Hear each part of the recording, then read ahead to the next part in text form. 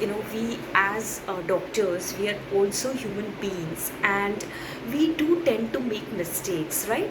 And it is fine. See, when I'm making this video, it is not that I have not made any mistake in my life. Even I have made mistakes. But friends, how it is, the reason I'm sharing with you these things is because we always need to learn from our own mistakes and from the mistakes of others. So here today I'm going to talk to you about these 10 mistakes. Actually, there are lots of them which I can talk about, but at least I'm trying to precise this precisely and very concise form. I want to list those 10 things so that at least you get an idea of what I'm talking about, and you keep this in mind. And mind you, these things are very, very, very important. So let's start. Now, the first and foremost thing is, if you are a doctor, friends, never keep your patients waiting. Now, I know that it's not intentional. You might be really very busy in your practice, and of course we all are, okay, but think from the patient's point of view. Nobody likes to wait, okay. There is a little wait is fine, okay, 5 to 15 minutes is fine, okay. Sometimes there are unforeseen circumstances and we can't help it. So in that case, it's again, it's fine. You cannot sometimes change certain things, like you're stuck in traffic, or you have some emergency, or it's just that you couldn't plan yourself, maybe because your day was dependent upon someone else. So there are many situations like that. But friends, ultimately at the end of the day, it boils down to excuses, because if you really want to be on time, you will be on time. So being on time is something which is very, very important, and I cannot stress enough on this point, because I have seen that from in my entire lifetime, I have been seeing this one thing, at least in India, that the doctors, they like to keep the patients waiting, and they like to have a crowd accumulated outside their clinic just to show that this is how busy they are, and this is how much business that they have, or how much patients that they have. But uh, mind you, you might think that it's a very good thing, it's okay to do so because you're a doctor. But because you're a doctor does not entitle you to give inconvenience to your customer, that is your patient. Because see, in our Hindu in our Indian customs, we there is a saying, we say that uh, customers are god, okay. So when we have given the designation of god, the level of god to our patients, then we have to treat them like in that way. So as far as possible, try not to keep your patients waiting. Now, I'll give you a very sad experience. It's my own personal experience, that I had to show my sister to a doctor, and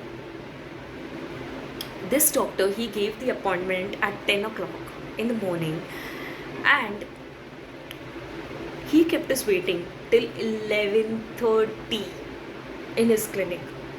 Think about it, friends. Is this the right way to to treat someone?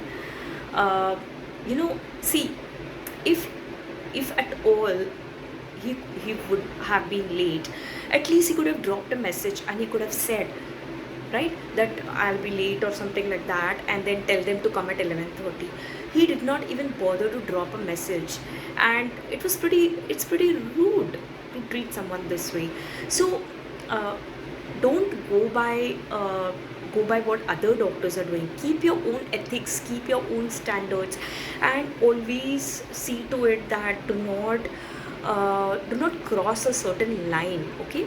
So this point is, I'm talking 5 minutes for this point because it's so important, okay. All right. So now coming to the second point, never get biased about your patients, never be prejudiced, never form an opinion about them, that okay, this person is like this person is like that. Even after you have taken the case of the patient, and you have consulted the relatives, you have consulted the family members, but see, After all, your patients are human beings, and they they are bound to have flaws, and they are bound to have certain you know um, shortcomings. And every person changes, okay? So every person doesn't remain the same. So a person that who was like when you met them 1 year back, and now after 1 month if you see them, there might be a lot of changes. That doesn't mean that you hold a bias in your mind, and you always treat them in that way, that oh, you are like this. Now, to illustrate this point, I'll give an example, like in of my own personal life, that I used to go to one doctor to show myself, before, and she somehow she made a bias about me related to my shortcomings, that this girl is like this. And even if she had that kind of a bias, she shouldn't actually start treating me in with respect to her bias, because it was very much visible when she used to talk to me. She used to actually use that tone of voice, and she used to actually make it, she was not aware that it was so visible, but it was very much visible, because she used to treat me a bit like disrespectfully, because she had that bias in her mind about my shortcomings. So never do this to your patients, okay? You can have a patient who is the worst person ever, okay? But for you, he or she is a patient, and you need to treat them just like anyone else. You need to keep your countenance the same, your treatment the same for everyone. This is kind of a little difficult thing to do, but you should do this, okay? Now the third thing is not taking the case, not listening to the patient, not understanding the patient. This is also very very important, because many times what doctors do is they don't bother to listen when the patient is trying to say something, and they are having the even though you're having a very limited time in hand, you don't have to make it so obvious to the patient. You can be very polite with them, if at all, if at all you want to say, but never never never interrupt the patient in the case taking, whether it's a case, the first case, or it's a follow up. Never interrupt the patient. If the patient wants to say something, let them say. There will be a time when the patient will stop, okay? But not interfere the patient, and do not act as if like you are having less time. Now this is quite a tricky situation, because sometimes you have a feeling that you have 10 patients waiting in queue, and you want to wind it up as fast as you want. But see, you this is a very tricky thing. You have to learn to manage your time, so you have to always keep a backup time for each patient. So do not try to do not try to do not try to become that commercial. uh, I don't know which is the right word here, but uh, sometimes, see, what you have to understand is uh, you have to be very patient with the patient, okay? So you cannot always expect the patient to go according to your timings, because the patient might really want to say something very important to you, and maybe you are missing out on a hell lot of information when you are not listening to them. So you have to always, if a patient wants to say something and he is in the flow, you better make it a point to let them finish, okay? So this is a very very important point. You have to keep this in mind, and you have to manage your time. There are no two ways about it. Now, the other fourth thing is getting too personal with the patient. Now, many times I have seen this also in my personal life, that many doctors they start talking trivial things with the patient. Now, to some extent, it's okay, okay? It's very much nice to form a rapport with the patient and be a little friendly with the patient, but you have to be discreet, and it's a very tricky situation, but you have to learn to draw the line somewhere, and you have to learn to keep some distance as well. And you have to keep your ethics in mind. You cannot get too personal with you cannot get personal with your patients.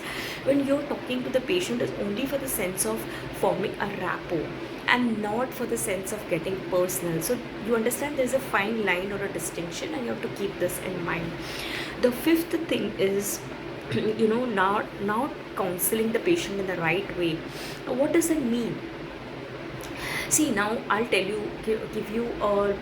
I've seen this thing happen a hell lot of number of times. What happens is doctors, what they think is because we are doctors, we are authorized to talk to the patient any way we want. Because we are doctors, we can say, we can advise we are authorized to take decisions on the patient's behalf. And there are many such erroneous concepts in mind.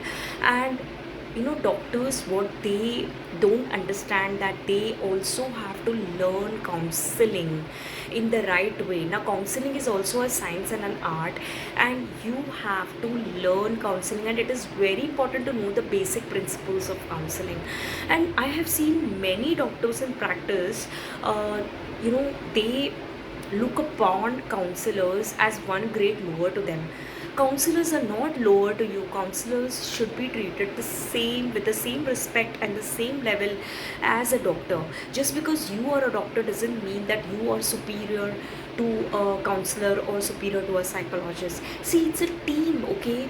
Everyone has a role to play in this world and with the patient. And the counselor also can help the patient in a very important and very substantial way.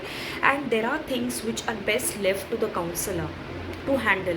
Don't try to do the counselor's work on your own if you have not learnt about counseling, or you're not certified, or at least you know the basic principles of counseling. So you have to do counseling in the right and the proper and the ethical way. There is a code of ethics, okay? You have to learn that.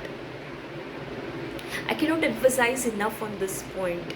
So maybe some lecture I will show you the basic principles of counseling. Till then, try to understand that when you want to counsel the patient, be very very careful about using your ethics, using the words, using the principles, and be very prepared about what you're going to talk to the patient. So these are very very common mistakes which the doctors make, and they think it's fine. But you have to see certain small things. If you really take care, uh, you score that edge in your practice, and your patient will always remember you lifetime for these things. And it has happened with me. There are some patients of mine which which are remembering me not just as a doctor but as a human being. And these patients, they give you blessings from the depth of their heart, and this is what exactly you want in your practice. More than money, it's the blessings that's important. So you have to keep these points in mind. All right, now the sixth thing is not taking other therapies or other measures, remedial measures, into consideration.